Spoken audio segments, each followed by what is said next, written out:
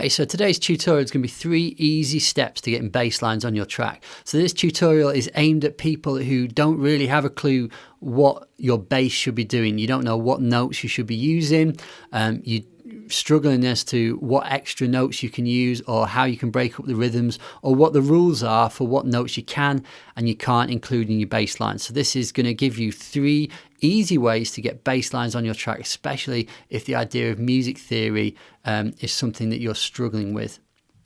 So we've written this chord sequence, and this chord sequence is based on an idea that I looked at in the Programming Chords If You Don't Know Any Music Theory tutorial, and there's a link to that tutorial below. So if the idea of writing a chord sequence in a key is an alien concept to you and you're really struggling, I suggest you start off with that tutorial first. But if you've written your chords or you're following on from that tutorial, then this is going to show you how to get bass on there.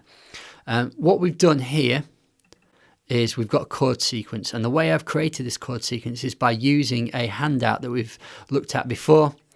It's one that I wrote called Chord Encyclopedia. And what it is it's all of the chords and scales for all of the most common major and minor keys. And this tune is written in C minor. So what it means is that when I wrote this tune, I got this page up, and these are all of the chords that I can use in C minor to create a chord sequence. And this is the scale of C minor.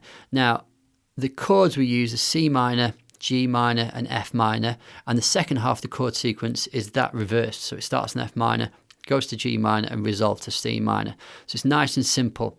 And the scale, this is going to be really handy, because if somebody asked you what the scale of C minor was and you don't know any music theory, your mind is going to go blank. You're not going to have a clue. But what I've tried to do here is I've tried to map it out in as easy way as possible so that you can see exactly what notes you can program and what notes you can't in that key. And above the top, I've even written out the scale itself, so you can see what these notes actually are called. So we've written this chord sequence using this handout here, and you've got to the stage where you want to get some bass on your tracks. So step number 1, the absolute easiest way of getting bass on your tracks is to, in fact, let's just delete this from the bass track here, is to get your chords here. I'm going to copy it by holding Alt, moving it up, like go with the mouse. So we've copied it into our bass here, and double click on it, and here's our chords. And in the bass part, all you do is literally just delete the top notes of your chords. And what you're left with is the bottom note of your chord sequence. And this absolutely fits with your chords because it's in the chords. And it's the absolute easiest way of creating a bass line that fits your tune. And sometimes I use this. So this is the most basic way of doing it, but don't overlook this, especially if the more and more you get advanced, you don't have to be having crazy bass lines that are moving everywhere. Sometimes a really simple bass line that follows the bottom notes of the chord is effective and useful. And the only thing you're going to find is that this is going to be in that mid-frequency range that synths usually work at. That doesn't sound like the range of a bass part. So what you might want to do is draw a box around the whole thing and drag it down, try 1 octave. And if that's still not low enough for your bass, drag it down another octave. If we went any further than that, it starts to sound a bit grainy and muddy down the bottom. So I've stopped there for my bass line. And if I put that in with my track,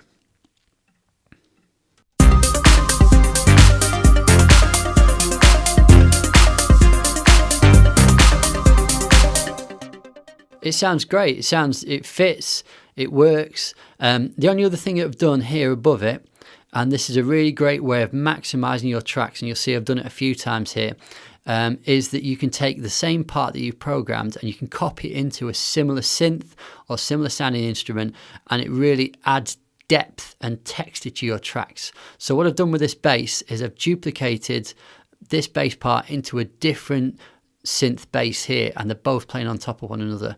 So let's just have a listen to the second bass on top of that one.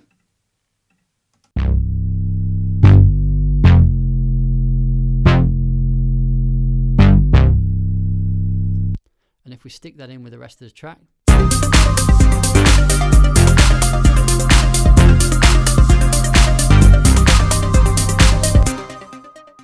So that's number one. That is absolutely the easiest way of getting bass on your tracks.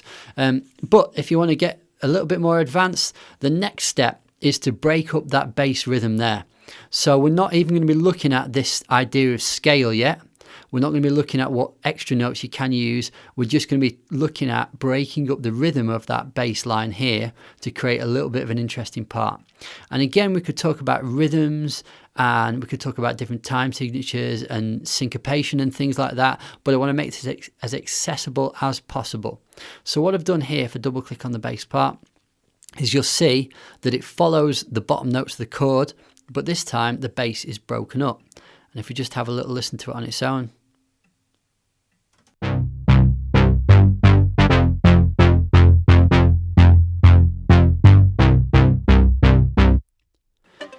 And what I've done is I've just broken up these rhythms here. Now, the absolute easiest way to get going with this idea of breaking up rhythm is to do a trial and error method. So just break it up in a couple of different places. If you can pinpoint exactly where that would work in terms of where chord stabs are, or sync it up with bits of with your drums, fantastic. But if you're just starting off, just have a try and use your ears and see what sounds good and what doesn't, and experiment. So this, what I've tried to go for, the aim of this is to create something rhythmically interesting, but something that doesn't sound too jarring when it's stuck in with the track with the rest of the instruments. So you want something that's going to play with your chords and your drums, but it's also going to create a little bit of interesting rhythmical variance, if you will. So if we solo this and stick it in with the drums.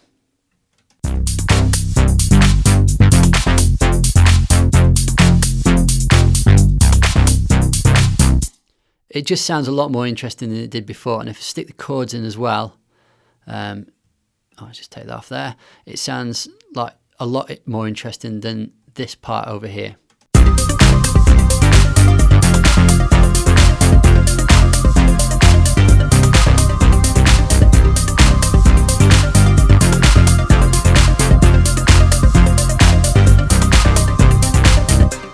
Just a little mixing tip here. You'll see on my bass channel here, it's just going into the red here. So I've got two options. So I can either turn my bass down here, which will stop that clipping, or the other thing is you can either tweak the compression that you've got on here, or maybe add a limiter. So all I've done is just take that down a little bit so it won't be clipping anymore.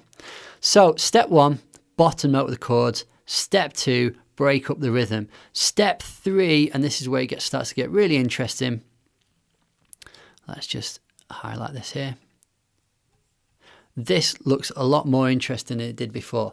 And the trick is with this is that the rule is that at the start of every new chord, so if we go into our chords here, so at the very start of this chord here, and the start of this chord here, and the start of this chord here, the bass should be playing the bottom note of that chord. So on this one, the bass note, this part should be playing C, and this part should be playing G, and this part should be playing F. Now the rule is, so it should look, that's the first note. The rest of this bit, until we get to this note here, you can literally program in any notes that you want. So if we go to our bass line here and see what we've done with it. So the most interesting notes, at the start of this first bar, this chord is C. So actually this first bar, I've just used that rhythmical idea that we talked about before. So it doesn't actually move anywhere apart from on the note of C. When it goes to G, at the start of that chord, G, it's playing the note G. But the other two notes in that little chord change there are just random notes that I've chosen from this scale. So the first one is B flat and the second one is C. So they're actually this one, B flat there and C. And then the chord changes here. So when the chord changes, we need to be playing the bottom note of that chord. So we go to F here. And then it kind of stays on F, and in the middle just nips down to E flat there, back to F, you'll notice that E flat is part of our scale. And then what I've done here is just done a little run there, and then it goes back down to C on the bottom. And at the end of the C chord, I've actually just programmed in 4 random notes up the top here. Now, again, don't overthink it too much. You could think about, if you know your music theory, I'm sure you could come up with all manner of clever bass lines, but this is supposed to be for people who are struggling with the theory side of things. So in terms of using these extra notes, you can use any of them at any time, as long as they are part of the scale. What I mean by that is, say these 2 notes here at the start, we need that to be on C because that's the first note of our, the bottom note of our chord here. But these 2 here, we can actually just choose any notes in our scale and it will sound great.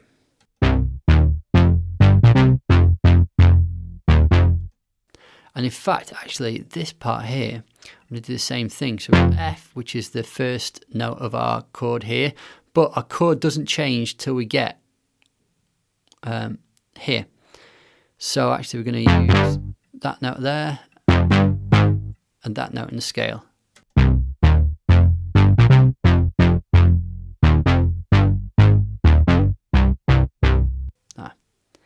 And let's just shorten those ever so slightly so that they don't mess each other up.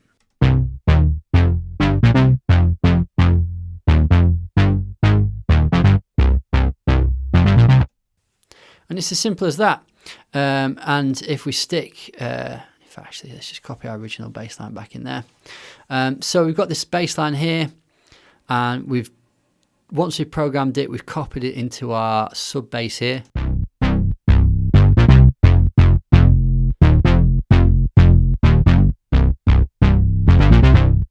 And if we add our chords in,